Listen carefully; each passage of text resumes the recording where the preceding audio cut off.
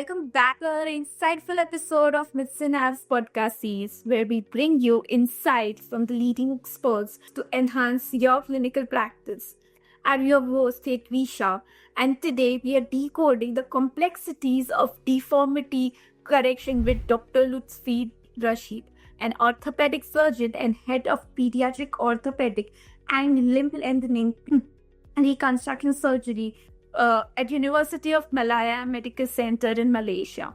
He specializes in pediatric orthopedics, limb lengthening, and deformity correction, striving to restore function and quality of life for patients with complex musculoskeletal conditions. So, welcome, Dr. Lutfi, and it is such a pleasure to have you with me for this conversation, Doctor. Yeah, thank you for having me, Lutfi.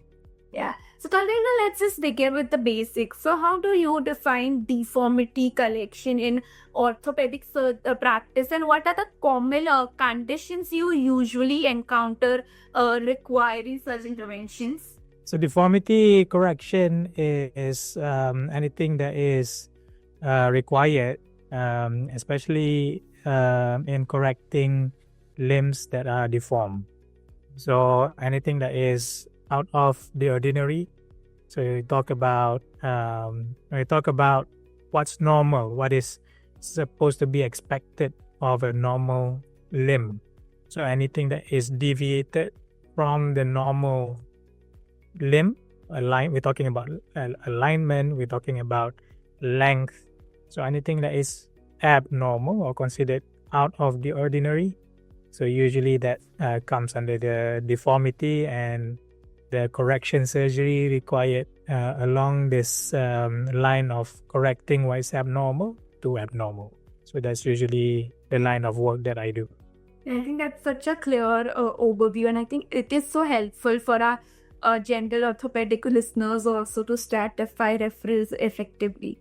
So now, let me know, with advancements in limb lengthening and deformity correction techniques, what are the key surgical innovations you are incorporating in your unit today? So the deformity correction has evolved quite significantly in the last few decades with the advancement of implants that we have.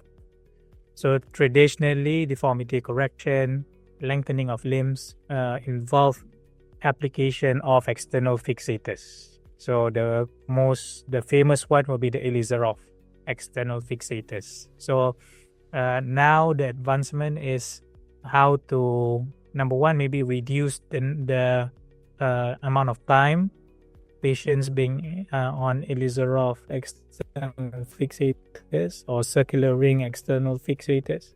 How can we reduce the time? Because usually deformity correction involves a long period of time. So now the strategy is how do we reduce the time from using this quite inconvenient devices. And then now the latest invention of lengthening intramedullary nails. So now, especially in Europe, in America, in Australia, especially. So you have all these available lengthening nails. So rather than having external devices, now you have internal devices to use the same principles and to correct deformities. Wow, I think that the integration of neurofixation has changed the outcome significantly, I would say. Definitely. So now, Dr. From your experience, what are the crucial pre-operative planning considerations when dealing with complex deformities, especially in pediatric patients? So I think the pediatric age group is quite challenging because of because these are usually congenital deformities. So it's not something that is a patient is born with normal anatomy and then they acquired deformity. So in pediatrics usually it's something congenital. Meaning they are born with very short limb or very deformed lower limbs. So that's usually the biggest challenge, is to understand not just the bony side of things, but the soft tissue side of things as well. I give you an example is in proximal femur focal deficiency, there's a lot of considerations with regards to the not just the bony part, not just the femur, not just the joint, the soft tissue around it. So if we look at it with a lens of, okay, I just want to correct the deformity, just want to lengthen bones, lengthen the femur or the tibia, so you will encounter a lot of problems. So element of deformity correction that is usually not being looked into as much. So I think that's the biggest challenge when it comes to pediatric orthopedic deformity correction. And then I think there's you can see there's many ways to do it. So you can look in the literature, there are many ways to do things. I think when you come into this kind of situation, you are not exactly sure which way or which approach to use. So that's also a challenge to get that, that robust evidence-based decision making is that's the most challenging part of the work, I think. Absolutely. I think those challenges are something to be considered also, doctor. So on the same note, my next question would be, can you shed some light on challenges you face during post-operative rehabilitation now, and how multidisciplinary care can actually contribute to optimal recovery in these patients? So post-operative care is definitely very crucial. So I think for us, for me personally, I feel that having a good team around the post-operative care is key, and you need experienced people dealing with limb reconstruction to be able to go around all these problems. So I work in a few centers with very good post-operative care. So this is limb reconstruction is not about one surgeon doing great surgery. Actually, a lot of important people in physiotherapy, in physiotherapy and occupational therapy and pain management, and that's why post-operative care is supposed to be a team effort. It is never a one-man show.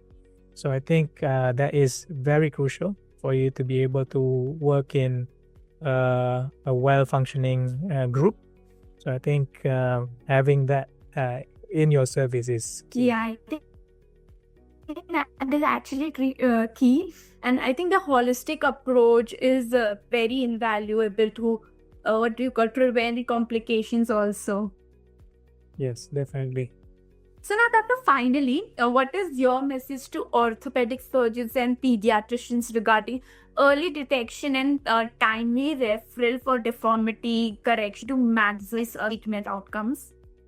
So I think number one key in deformity correction is diagnosis. So with getting the right diagnosis, then the outcome will be more predictable, and you have different strategies and dealing with certain orthopedic whole should focus on getting the right diagnosis first before you embark on any deformity correction surgery. Because I think a lot of even for me personally, I have a habit of looking at a deformity, planning on what we're going to do just based on purely on deformity and what you can do. But actually, I feel that is sometimes can be counterproductive, and sometimes you don't really get the outcome that you want. So I really believe getting the right diagnosis for a particular problem is paramount, and to ensure that the outcome is something that we want, and that will definitely help in terms of long-term management. Yes, Doctor. I think thank you so much for sharing these practical insights for our audience also, and it is such an important takeaway that you've shared right now. And as we wrap up today's session, thank you so much for sharing your practical insights on told us step by step that how it is and what are the key complications also that can arise. So thank you so much, Doctor, for sharing that. No problem. My pleasure. Thank you. And to our listeners, remember, if you're a healthcare professional who is eager to delve deeper into medical topics or have questions, do not hesitate to join us on the MedSynapse platform. MedSynapse platform is not just a resource, it's a dynamic space where you can connect with your medical peers, participate in meaningful discussions, and contribute to the ongoing evolution of healthcare. So until next time, take care, and we see you in the next episode.